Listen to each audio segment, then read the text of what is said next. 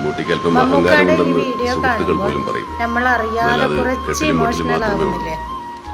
ഉള്ളൊന്ന് ചികഞ്ഞാൽ നിങ്ങളെ പോലെ സ്നേഹവും വാത്സല്യവും കാരുണ്യവും വികാരവും വായ്പവും ഒക്കെ ഉള്ള ഒരു സാധാരണ വ്യക്തിയാണ്. എന്റെ ജീവിതത്തിലെ ഏറ്റവും ധന്യമായ മുഹൂർത്തമാണ്. ചികിത്സിക്കാൻ അർഹതയില്ലെങ്കിലും എനിക്ക് ഡോക്ടറേറ്റ് പദവി ലഭിക്കുമ്പോൾ അതിന് സാക്ഷ്യം വഹിക്കാൻ എന്റെ പാപ്പ ജീവിച്ചിരിപ്പില്ല എന്ന ദുഃഖം മാത്രമാണ് ഈ വേളയിൽ എന്നെ ആലോചന. ഞാനൊരു ഡോക്ടറാവണമെന്ന് എന്റെ പാപ്പ ആഗ്രഹിച്ചിരുന്നു. അതിനായി പ്രീ ഡിഗ്രിക്ക് എന്നെ കൊണ്ട് 2ാം ഗ്രൂപ്പ് പഠിപ്പിക്കുകയും ചെയ്തു. പഠിത്തത്തിൽ ഉഴപ്പി സിനിമ തലയിൽ കെറ്റി തിയേറ്ററിൽ നിറങ്ങിയതിന്റെ ഫലമായിട്ട് കെമിസ്ട്രി പരീക്ഷയിൽ ഞാൻ തോറ്റു.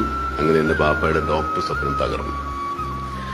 പതിറ്റാണ്ടുകൾ കഴിഞ്ഞെങ്കിലും എന്റെ അഭിനയത്തികവും കലാരംഗത്തെ നേട്ടങ്ങളും കണക്കിലെടുത്ത് എന്നെ വലുതാക്കിയ എന്റെ സർവകലാശാല എനിക്ക് ഡോക്ടറേറ്റ് നൽകുമ്പോൾ ആ ബഹുമതി എന്റെ ബാപ്പയുടെ സ്മരണയ്ക്ക് മുൻപാകെ ഞാൻ സമർപ്പിക്കും.